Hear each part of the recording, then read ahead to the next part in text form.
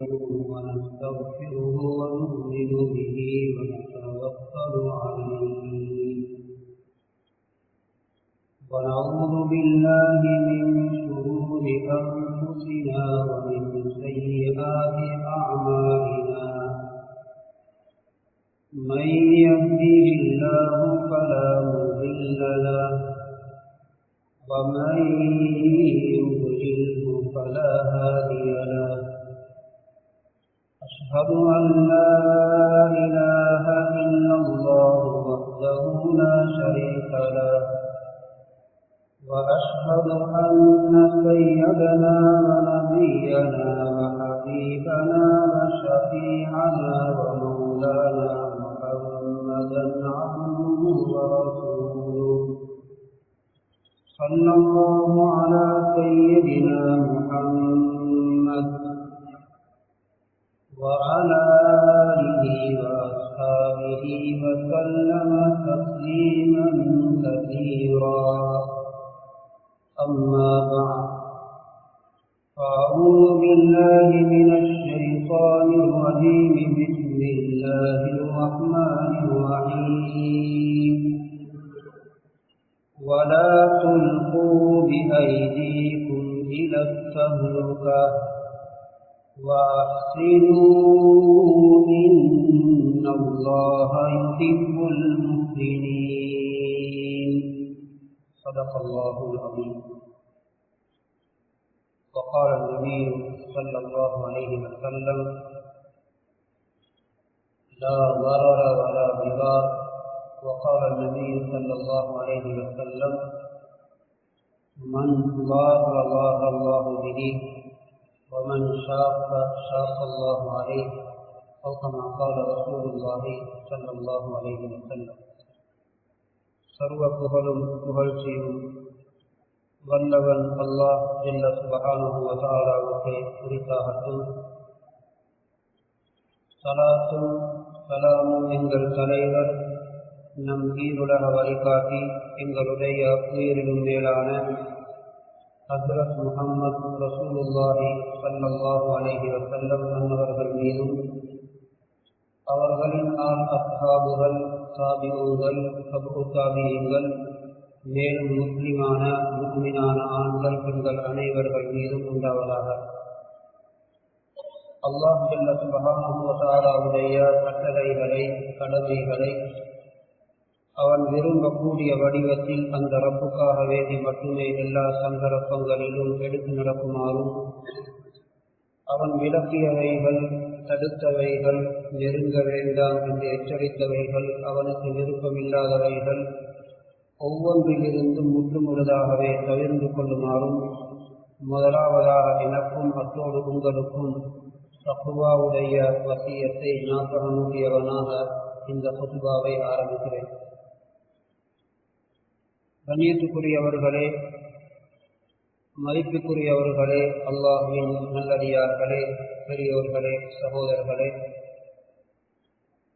அல்லாஹ் ஜல்ல சுப்ஹானஹு வ தஆலா எங்களுக்கு இந்த உலகத்திலே மிகவும் பெருமதியான ஒரு வாழ்க்கையை வழங்கியிருக்கிறார்.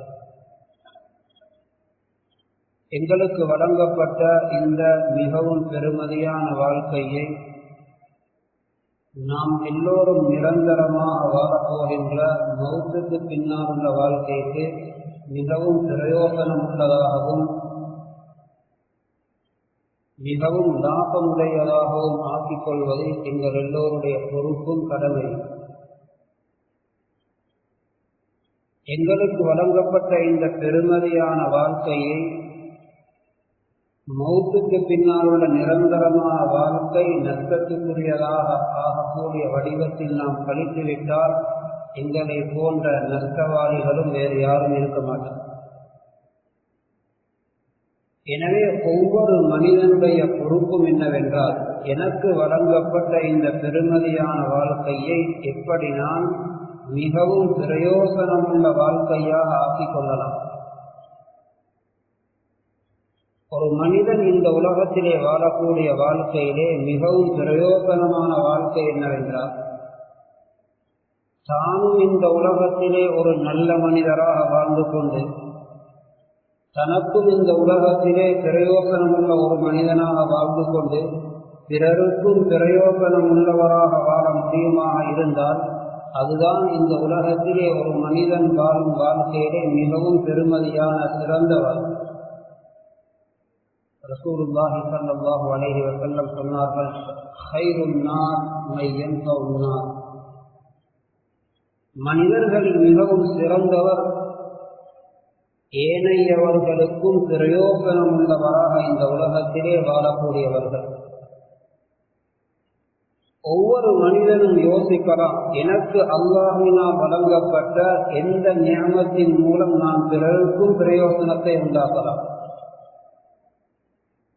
சிலருக்கு அல்லாஹ் அறிவு ஞானத்தை வழங்கி இருக்கிறார், சிலருக்கு அல்லாஹ் செல்வத்தை வசதி வாய்ப்புகளை வழங்கி இருக்கிறார், சிலருக்கு அல்லாஹ் செல்வாக்கை வழங்கி இருக்கிறார், சிலருக்கு அல்லாஹ் நல்ல பட்டம் பதவிகளை வழங்கி இருக்கிறார், சிலருக்கு அல்லாஹ் நல்ல அறிமுகத்தை வழங்கி இருக்கிறார்.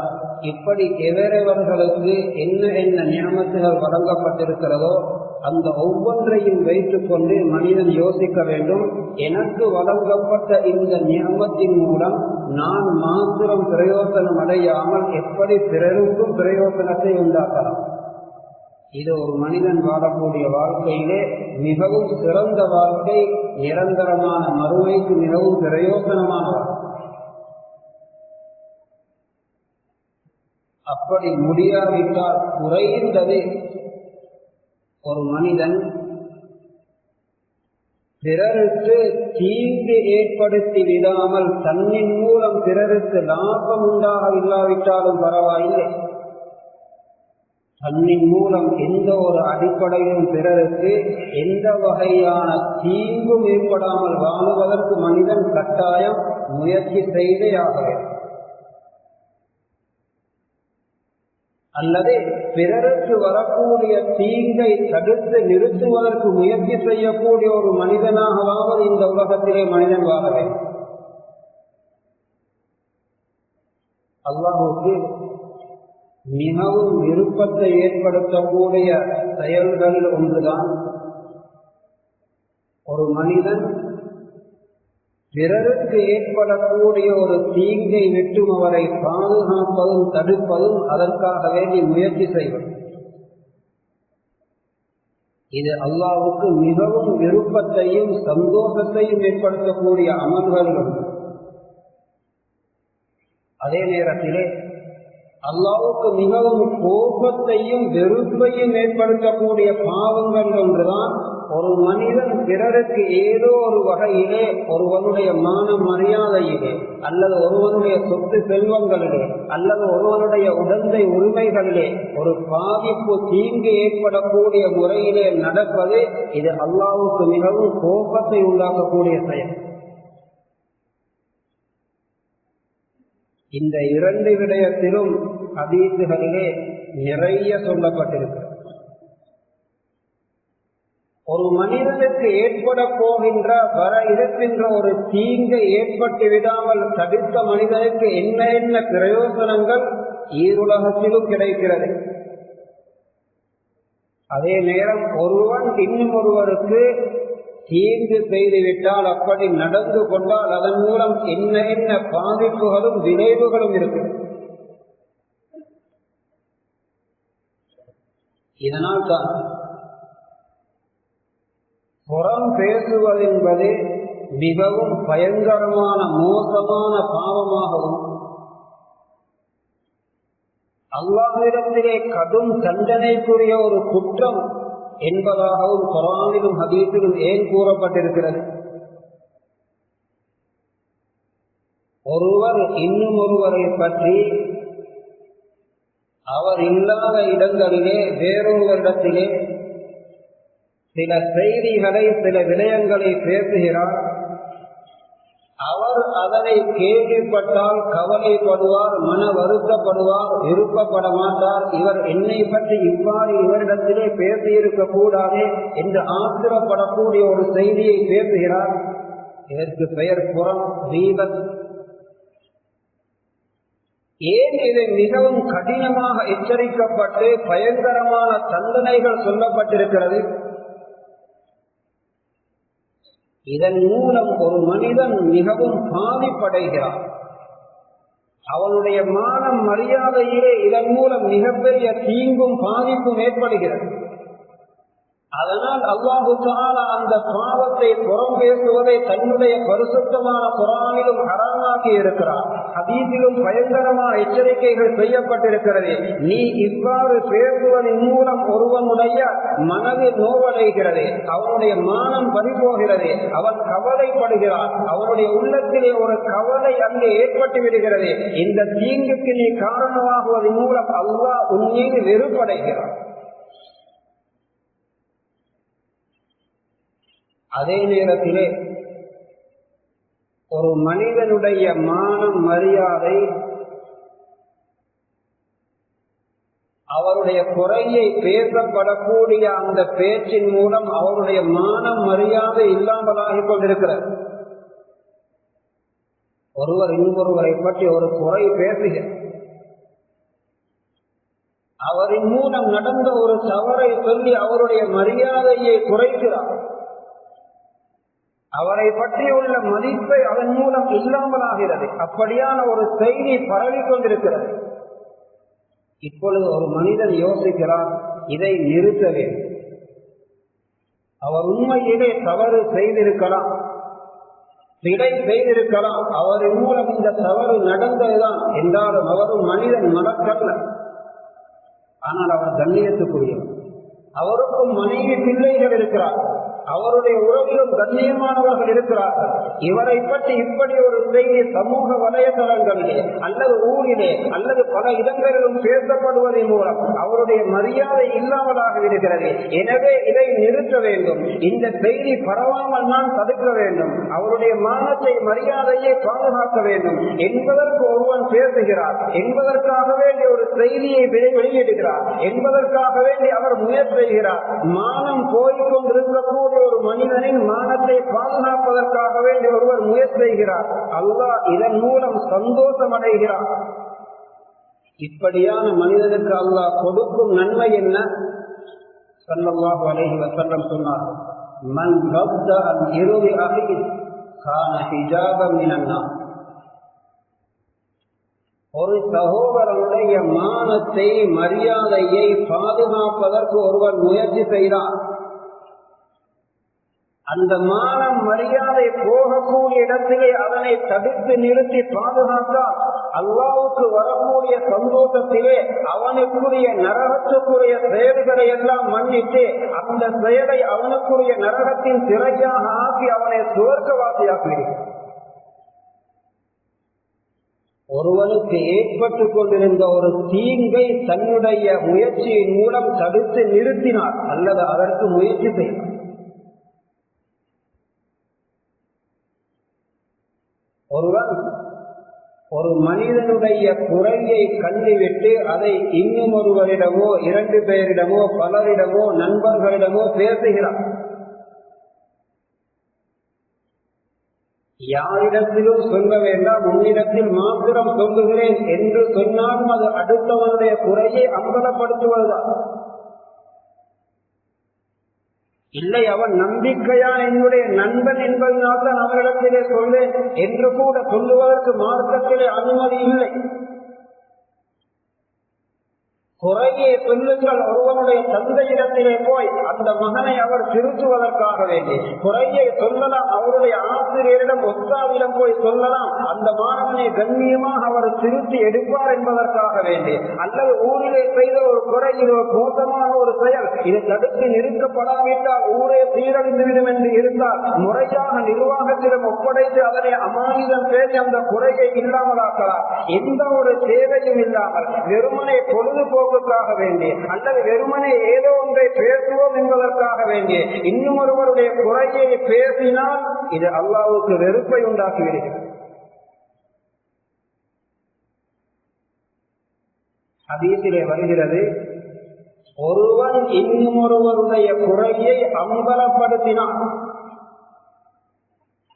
மறைக்க வேண்டிய ஒரு குறையை எந்த ஒரு நியாயமான காரணமும் இல்லாமல் அவன் அதனை வெளியிலே கொண்டு வந்தான், அது ஒருவரிடம் சொல்லலாம், இருவரிடம் சொல்லலாம், பலரிடம் சொல்லலாம், குருக்களே போடலாம், அனைத்தும் அல்லாஹ்வுக்கு வெறுப்பு ஏற்படுகிறது. ஏன் இப்படி ஒரு தீங்கை அவனுக்கு செய்கிறான்? அதனால் அவனிலே அப்படிப்பட்ட ஒரு குறையை ஏற்படுத்தி அவன் வீட்டு நடுவில் இருந்தாலும் அல்லாஹ் அவனை கேவலப்படுத்துவான். ஹதீஸிலே வருகிறது. ஹசன் பஸரி ரஹிமஹுல்லாஹ் எழுதுகிறார்கள், சில மனிதர்கள் எந்த குறையும் இல்லாமல் வாழ்ந்து கொண்டிருந்தார்கள். எப்பொழுது அவர்கள் அதிகமாக பிறருடைய குறைகளை அங்கும் இங்கும் பேச ஆரம்பித்தார்களோ அவர்களை பற்றிய குறை பேசக்கூடிய ஒரு சமூகத்தை அவர்கள் அதன் மூலம் உருவாக்கினார்கள். எழுதுகிறார்கள், ஒரு மனிதன் எந்த அளவு அடுத்தவர்களை பற்றி குறையும் புறமும் பேசுகிறாரோ அவர் நினைத்துக் கொள்ளட்டும், என்னை பற்றியும் குறையும் புறமும் பேசக்கூடிய ஒரு சமூகத்தை நான் உருவாக்கி கொண்டிருக்கிறேன். நான் இல்லாத நேரத்திலே என்னுடைய மௌத்துக்கு பின்னால் என்னுடைய குறையையும் புறத்தையும் பேசக்கூடிய ஒரு சமூகத்தை நான் உருவாக்கி கொண்டிருக்கிறேன். நான் பிறரை பற்றி பேசும் பொழுதெல்லாம் ஒரு கூட்டம் குறை இல்லாமல் இருந்தார்கள். பிறரை பற்றி குறை பேசியதன் மூலம் அவர்கள் குறை பேசப்படக்கூடியவர்களாக மாறினார்கள். அதே நேரத்திலே ஒருவனுடைய குறையை ஒருவன் மறைக்கிறார். இயன்ற அளவு அதனை மறைப்பதற்கு முயற்சி செய்கிறார். இது வெளியிலே வந்துவிடக் கூடாது, இவன் கேவலமாகிவிடக் கூடாது, தவறு செய்துவிட்டான் தான், இதை இவனுக்குள் இருந்தே இல்லாமலாக்கி தௌபா செய்ய வைக்க வேண்டுமே தவிர இது 4 பேருக்கு தெரிய வரக்கூடாது என்று அந்த குறையை முடியுமான அளவு முயற்சி செய்து மறைத்து விடுகிறார். அல்லாஹ்வுக்கு சந்தோஷம் ஏற்படுகிறது. ஹதீஸிலே வருகிறது, ஒருவன் ஒருவருடைய குறையை மறைத்தார் அல்லாஹ் அவனுக்கு சந்தோஷத்திலே கொடுக்கக்கூடிய வெகுமதி என்னவென்று இந்த உலகத்திலும் அவனுடைய குறைகளை அல்லாஹ் மறைப்பார், மறுமையிலும் அவனுடைய குறைகளை மறைப்பார். அல்லாஹ் அடியார்களிடத்திலிருந்து இதை எதிர்பார்க்கிறார். இவன் யாருக்கும் தீங்கு செய்யாமல் வாழ வேண்டும், பிறருக்கு தீங்கு ஏற்படக்கூடிய எந்த ஒரு காரியமாக இருந்தாலும் அதனை தடுத்து நிறுத்துவதற்கு முயற்சி செய்ய வேண்டும். அவ்வாறு செய்யும் பொழுது அல்லாஹ் அவன் மீது விருப்பம் கொள்கிறார். நிறைய வெகுமதிகளை அல்லாஹ் வழங்கிக் கொண்டே இருக்கிறார்.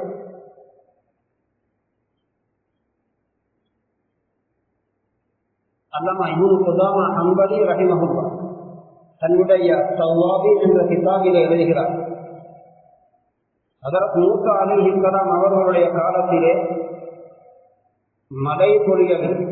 நீண்ட காலமாக மழை இல்லாமல் போய் பயங்கரமான வறட்சியும் கஷ்டமும் சிரமமும். மக்கள் போய் நபியிடத்திலே வேண்டுகிறார்கள், அல்லாஹ்விடத்திலே மழை பொழிவதற்காக வேண்டி துஆ செய்யும். எல்லோரும் ஒன்று சேர்க்கப்பட்டார்கள். நபி மூஸா அலைஹிஸ்ஸலாம் கையேந்தி துஆ செய்கிறார்கள், யா அல்லாஹ் மழை பொழியவை. மழை பொழியவும் இல்லை, அதற்குரிய அடையாளம் வெளிப்படவும் இல்லை. யா அல்லாஹ் எல்லோருமாக கெஞ்சி கதறி கேட்கிறோம், மழை பொழியாமல் இருக்கிறது. அல்லாஹு தஆலா அறிவித்தான், இந்த கூட்டத்திலே 40 வருடமாக எனக்கு மாற்றம் செய்து கொண்டிருக்கக்கூடிய ஒரு மனிதன் இருக்கிறான். அவனின் காரணமாகத்தான் இந்த மலையே துண்டிக்கப்பட்டிருக்கிறது. அவன் இந்த சபையில் இருந்து எழுந்து போனால்தான் மழை பொழியும். அந்த மனிதனும் அந்த சபையிலே இருக்கிறான். அவன் யோசிக்கிறான், இப்பொழுது நான் எழுந்து சென்றால் நான் தான் இங்கே அப்படிப்பட்ட ஒரு பாவி. ஆனால் எழுந்தால் எல்லோருக்கும் முன்னால் நான் அம்பலமாகி விடுவேன், கேவலமாகி விடுவேன். அவன் அந்த சபையில் இருந்து கொண்டே மறைமுகமாக, யா அல்லாஹ் என்னை கேவலப்படுத்திவிடார், இதுவரையும் என்னை மறைத்து வைத்திருந்த ரப்பே இன்று என்னை அம்பலத்துக்கு கொண்டு வந்து விடாதை மன்னித்து விடு, நான் உண்மையான தௌபா செய்கிறேன். நான் இந்த இடத்திலிருந்து எழுந்து போனால் நான் கேவலம் அடைவேன். நான் இந்த இடத்திலே இருந்து கொண்டே இருந்தால் மழையில்லாமல் இவர்கள் தத்தளிப்பார்கள், கஷ்டப்படுவார்கள். எனவே நான் உண்மையான தௌபா செய்கிறேன், மன்னித்து விடு. சிறிது நேரத்திற்கு பின்னால் மேக கூட்டங்கள் வந்தது, மழை பொழிய ஆரம்பித்தது. மூசா அலைஹிஸ்ஸலாம் அல்லாஹ்விடத்திலே கேட்கிறார்கள், யா அல்லாஹ், அந்த மனிதன் எழுந்து போகவில்லை, அவர் யார் என்றும் தெரியாது, எப்படி மழை பொழிந்தது? அல்லாஹ் அறிவித்தான், அவன் என்னிடத்தில் மறைமுகமாக தௌபா செய்தால் இப்பொழுது மழையை பொழிய வைத்ததே அவனின் காரணமாகும். மூசா அலைஹிஸ்ஸலாம் அல்லாஹ்விடத்தில் அவர் யார் என்று எனக்கு காட்ட முடியுமா என்று கேட்டார். அல்லாஹ் சொன்னான், அவன் எனக்கு மாற்றம் செய்து கொண்டிருக்கும் பொழுதே நான் அவனை உங்களுக்கு காட்டவில்லை, மறைத்து வைத்திருந்தேன். அவன் பாவம் செய்து கொண்டிருக்கும் பொழுதே அவனுடைய குறைகளை நான் யாருக்கும் தெரியாமல் மறைத்திருந்தேன். இப்பொழுது தௌபாத்தை எனக்கு வழிபடக்கூடியவனாக இருக்கும் பொழுது நான் அவனை அம்பலப்படுத்தலாமா?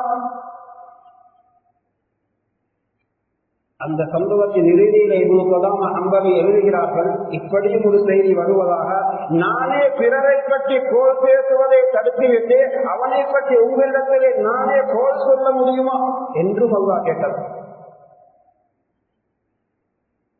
அல்லாஹ் குறைகளை மறைப்பதை விரும்புகிறார். நாம் ஒவ்வொருவரும் யோசிப்போம், எங்களுக்குள் எத்தனை எத்தனை குறைகள் இருக்கிறது, எத்தனை தவறுகள் இருக்கிறது, எத்தனை பிழைகள் செய்திருப்போம். அந்த ஒவ்வொன்றையும் அல்லாஹ் வெளிப்படுத்தி இருந்தார், அந்த ஒவ்வொன்றையும் அல்லாஹ் வெளிச்சத்துக்கு கொண்டு வந்திருந்தார். நான் இருட்டிலே செய்தது, நான் அறிமுகம் இல்லாத பொழுது செய்தது, நான் தனிமையிலே செய்தது, எத்தனையோ பாவங்களை நான் தனிமையிலே இஸ்திக்பார் செய்தேன், தனிமையிலே தௌபா செய்தேன். அல்லாஹ் நிச்சயமாக மன்னித்து விட்டார். இப்படியெல்லாம் அல்லாஹ் மறைக்கக்கூடியவன். அடியார்களிடத்திலும் எதிர்பார்க்கிறான், அடியார்களுடைய குறையை மறைக்க வேண்டும், கணவன் மனைவியின் குறையை மறைக்க வேண்டும், மனைவி கணவனின் குறையை மறைக்க வேண்டும், பக்கத்து வீட்டாருடைய குறையை மறைக்க வேண்டும். அல்லாஹ்வுக்கு விருப்பம் இல்லாத செயல்கள் ஒன்றுதான் அடுத்தவனுடைய குறையை பேசுவதும் அம்பலப்படுத்துவதும். இதனால் ஒருவன் அப்படி வெளிப்படுத்திவிட்டால் அவன் நடு வீட்டில் இருந்தாலும் அவனை கேவலப்படுத்துவார். ஒருவன் மறைத்து விட்டால் ஈருலகத்திலும் அவனுடைய குறைகளை மன்னிப்பான் என்று ஹதீஸிலே சொல்லப்பட்டிருக்கு. இப்படி ஒவ்வொரு விடயத்தில் பிறருக்கு தீங்கு ஏற்படக்கூடிய இடத்திலே அந்த தீங்கை இல்லாமலாக்கினார் என்பதற்கு சொல்லப்பட்ட சிறப்பு. பனூ இஸ்ரவேலர்கள் ஒரு மனிதர் இருந்தார், புகாரி ஷரீஃபிலே வரும். எந்த நன்மையும் செய்யாத நிறைய பாவங்கள் செய்த ஒரு பாவியாக வாழ்ந்து மரண தருவாய்க்கு வந்து சக்கராத்திலே இருக்கிறார். மலக்குல் மௌத் ரூஹை கைப்பற்றுவதற்கு வருகிறார். எந்த நலவும் செய்யாத நரகத்துக்குரிய ரூஹாக அந்த ரூஹ் கைப்பற்றப்பட போகிறது. ஆனால் அவருடைய ஒரு நலவு அல்லாஹ்வுக்கு தெரியும், அது மலக்குல் மௌத்துக்கு கூட தெரியாது. அல்லாஹ் அறிவிக்கிறான், அவரிடத்திலே போய் கேளுங்கள், நீ ஏதாவது ஒரு நலவு செய்திருக்கிறியா? மலக்குல் மௌத் போய் கேட்கிறார், ஏதாவது ஒரு நலவு நீ இந்த உலகத்திலே செய்தாயா, ஒரு நன்மையான காரியம் என்று? உன்னை பற்றிய முழு தகவலும் பாவங்களாகத்தான் இருக்கிறது. அவர் சொல்லுகிறார், உண்மையிலே நான் அப்படிப்பட்ட ஒரு பாவிதான், ஆனால் ஒரு நலவு செய்தேன். என்னிடத்தில் யாராவது கடன் கேட்டு வந்தால் அவருக்கு நான் கடன் கொடுப்பேன், தேவையோடு வருகிறேன். உண்மையிலே கடன் கேட்டவருக்கு அந்த கடனை உரிய நேரத்திலே அவர் வாக்களித்த நாளிலே திருப்பி தருவதற்கு முடியாமல் கஷ்டத்தோடு இருந்தால் அவருக்கு நான் அவகாசம் வழங்குவேன். அதுவும் அவரால் முடியாத கஷ்டவாளியாக இருந்தால் மன்னித்து விடுவேன். இப்படி ஒரு நல்ல செயலை செய்திருக்கிறேன். அல்லாஹ் மலக்குல் மௌத்துக்கு அறிவிப்பான், அவருடைய ரூஹை நான் அவரை மன்னித்து விட்டேன், அவருடைய ரூஹை சுவர்க்கத்துக்குரிய ரூஹாக கைப்பற்றிக் கொண்டுவார். ஏன்? கடன் என்பது ஒரு மனிதனுடைய உள்ளத்திலே உள்ள மிகப்பெரிய சுமை. நாளைக்கு அவருக்கு இத்தனை ரூபாவை கொடுக்க வேண்டுமே என்பது அவருடைய இரவு பகலாக அவரை வாட்டி கொண்டிருக்கக்கூடிய மிகப்பெரிய ஒரு வருத்தம். அந்த நிலையை உணர்ந்து கடன் கொடுத்தவர் உனக்கு இன்னும் ஒரு மாதம் டைம் தருகிறேன் என்று சொன்னால் அந்த உள்ளத்திலே உள்ள அந்த அவருடைய வருத்தமும் அந்த கஷ்டமும் அவரை விட்டு நீங்கி அவர் மிகவும் சந்தோஷம் அடைகிறார். அல்லது அந்த கடனையே தர முடியாததை பார்த்து சரி நான் மன்னித்து விட்டேன், அந்த கடனை நீ தர தேவையில்லை என்று சொல்லிவிட்டால் மிகப்பெரிய ஒரு பாரத்தை அந்த உள்ளத்திலிருந்து அவர் கீழே தூக்கி வைக்கிறார். அவர் அப்பொழுதுதான் மனைவி பிள்ளைகளோடு சந்தோஷமாக பிரித்து பேசக்கூட ஆரம்பிக்கிறார். இதுதான் கடனாளிகளுடைய நிலை. அல்லது அப்படிப்பட்ட ஒரு கடனாளியை அடையாளம் கண்டு ஒருவர் அவருடைய ஜகாத்தையோ சதகாவையோ கொண்டு போய் கொடுக்கும் பொழுது அவருடைய உள்ளத்தில் உள்ள மிகப்பெரிய வருத்தத்தை, நோவை, பாரத்தை தூக்கி கீழே வைக்கிறார். அல்லாஹ்வுக்கு இது சந்தோஷத்தை ஏற்படுத்துகிறது. இப்படி பெரிய ஒரு தீங்கை அவரை விட்டு இல்லாமலாக்கினார். அதனால் மலக்குள் மௌத்துக்கு அல்லாஹ் சொன்னால் அவர் சுவர்க்கவாதி, முழு பாவங்களை நான் மன்னித்து விட்டேன், அவரை சுவர்க்கத்துக்குரிய ரூஹாக கைப்பற்றுவேன். அல்லாஹ் இதை அடியார்களிடத்திலே எதிர்பார்க்க. அதே நேரத்திலே கடன் எடுத்தான், எடுக்கும் பொழுதே கொடுக்கும் நியத்து இல்லை, எடுக்கும் பொழுதே கொடுப்பதற்குரிய எந்த திட்டமும் இல்லை.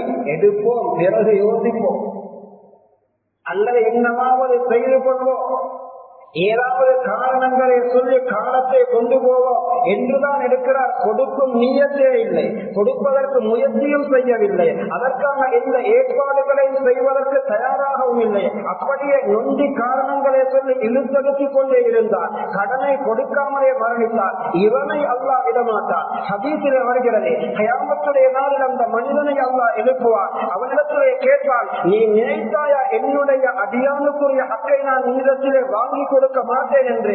இன்று நீ அந்த கடனை கொடுக்காவினால் நீ செய்த இபாதத்துகள், வணக்கங்கள் எல்லாம் அந்த கடனுக்கு பகரமாக அவனுக்கு கொடுக்கப்பட்டு விட்டது என்று இவனுடைய நன்மைகளும், தொழுகைகளும், இபாதத்துகளும் அந்த கடனுக்கு பகரமாக அல்லாஹ் வாங்கி கொடுப்பார். அவன் நேர்மையானவன், நீதமானவன். கடன் எடுப்பதன் மூலம் அவனுக்கு தீங்கை ஏற்படுத்தினால் கியாமத்திலே நன்மைகள் பறிக்கப்படுகிறது.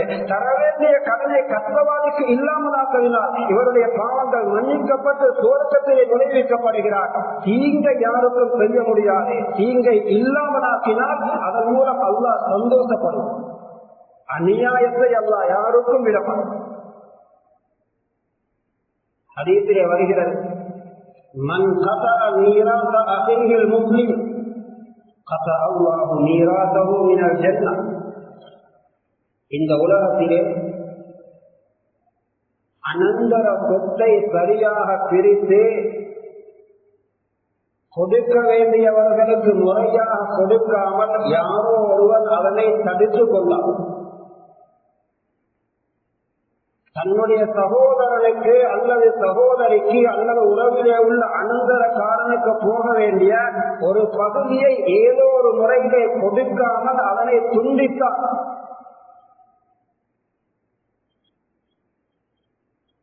இது தீங்கு. அல்லாஹ் இதை ஏற்றுக்கொள்ள மாட்டார்.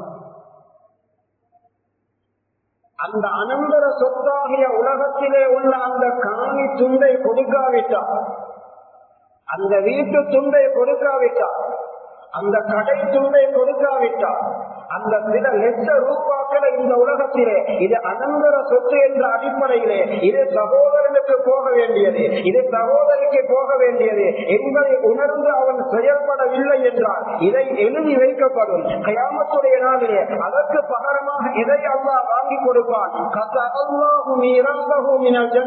இவருக்கு சுவர்க்கத்தில் இருந்து வர இருந்த அந்த பங்கை அல்லாஹ் அப்படியே துண்டித்து அதனை இந்த சகோதரனுக்கு மீரா அனந்தரக்காரருக்கு கொடுத்து விடுவான். உலகத்திலே அனந்தர சொத்தை கொடுக்காமல் தீங்கிழைத்தான் நாளைக்கு உன்னுடைய சுவர்க்கம் உனக்கு துண்டிக்கப்படும். புகாரி, முஸ்லிம் போன்ற கிரந்தங்களிலே வருகிறது, தாயும் தந்தையும் இபாதத்திலே ஈடுபடுகிறார்கள், நல்லவர்கள், சாலிஹானவர்கள், 60 வருட இபாதத்திலே ஈடுபட்டவர்கள், அவர்களுக்கு மௌத்துடைய அடையாளம் வெளிப்படுகிறது. இனி நாம் மரணிக்க போகிறோம் என்ற கட்டம் வந்த பொழுது அவர்கள் சொத்து செல்வங்களை பிரித்து கொடுப்பதிலே தன்னுடைய பொறுப்பின் கீழுள்ளவர்கள் விடயத்திலே நியாயம் இல்லாமல் நடந்து கொண்டார்கள். மார்க்கத்துக்கு முரணாக யாரோ ஒருவருக்கோ இருவருக்கோ பாதிப்பு ஏற்படக்கூடிய முறை முறையிலே வசியத்து செய்துவிட்டு மரணித்தார்கள். இந்த தீங்கை கூட அல்லாஹ் ஏற்றுக்கொள்ள மாட்டான். யுதாரானிபில் வசியா, அவர்கள் சொத்துக்களை இப்படி எடுத்துக் கொள்ளுங்கள், என்னுடைய மௌத்துக்கு பின்னால் இப்படி கொடுத்து விடுங்கள் என்றெல்லாம் ஏதோ ஒரு முறையிலே வசியத்து செய்துவிட்டு மரணித்து விட்டார்கள். அதன் மூலம் சகோதரன் பாதிக்கப்படுகிறார், அதன் மூலம் சகோதரி பாதிக்கப்பட்டிருக்கிறார். முறையான சொத்துகள் எல்லோருக்கும் கிடைக்கவில்லை, அங்கே பிரச்சனைகள் உருவாகிறது. இப்படி தீங்கிழைத்து விட்டு போகக்கூடிய தாய் தந்தையை பற்றி சொன்னார்கள். 60 வருடம் இபாதத்திலே ஈடுபட்டவர்கள் இறுதி காலத்திலே முறையான சொத்துக்களை பங்கு வைக்கவில்லை, பிழையான வடிவங்களிலே வசியத்து செய்தார்கள். இதன் காரணமாக அல்லாஹ் தஆலா அவர்களை நரகத்திலே விளைவிக்கிறார். தீங்கு ஏற்படக்கூடிய முறையிலே தாய் தந்தைக்கு கூட பிள்ளைகளுடனும் நடக்க முடியும். இதுதான் ஷரியத் மார்க்கமே. இப்படி ஒன்றல்ல இரண்டல்ல மார்க்கத்திலே பல விடயங்களை நாம் பார்க்கலாம். பிரயோசனம் உள்ளவனாக வாழ வேண்டும், அல்லது குறைந்தது பிறருக்கு ஏற்படக்கூடிய தீங்குகளையாவது தடுத்து நிறுத்துவதற்கு முயற்சி செய்ய வேண்டும். அதுவும் முடியாதா, எண்ணின் மூலம் பிறருக்கு தீங்கு ஏற்படக்கூடிய எந்த ஒரு காரியத்திலும் மனிதன் ஈடுபட்டு விடவே கூடாது. இதுவரையும் ஹதீஸிலே சொல்லப்பட்டிருக்கிறது, ஒரு மனிதன் விளையாட்டுக்கு கூட இன்னும் ஒருவரை பயமுறுத்த வேண்டாம்.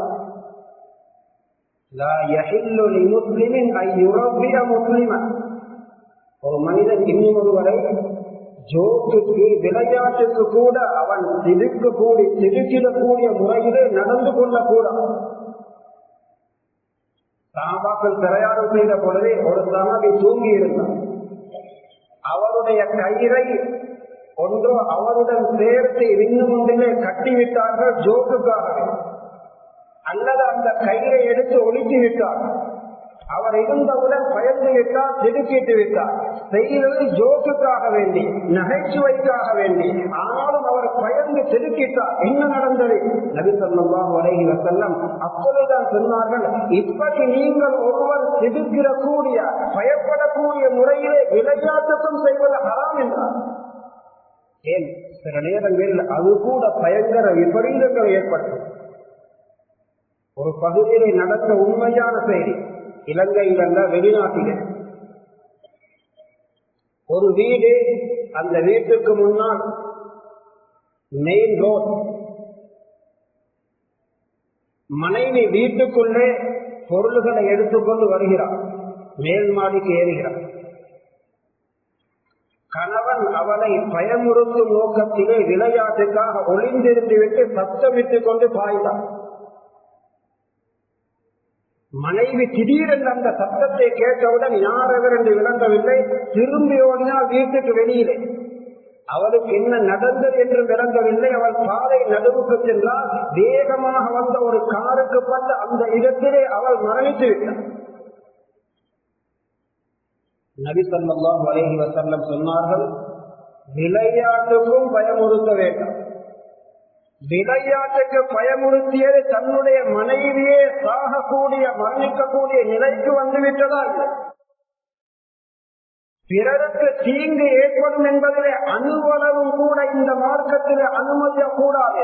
நான் ஒரு செயலை செய்யும் பொழுது இதன் மூலம் நலவு உண்டாகுமா, கெடுதி உண்டாகுமா, இதன் மூலம் பிறருக்கு தீங்கு உண்டாகுமா, நலவு உண்டாகுமா, எதுவரையும் வாகனத்தை ஓட்டும் பொழுது கூட மனிதன் யோசிக்க வேண்டும். நான் இந்த வேகத்திலே இந்த பாதையிலே வாகனத்தை செலுத்துவது பொருத்தமா இல்லையா? இது சாதகமான முடிவை கொடுக்குமா, பாதகமான நிலையை உண்டாக்குமா?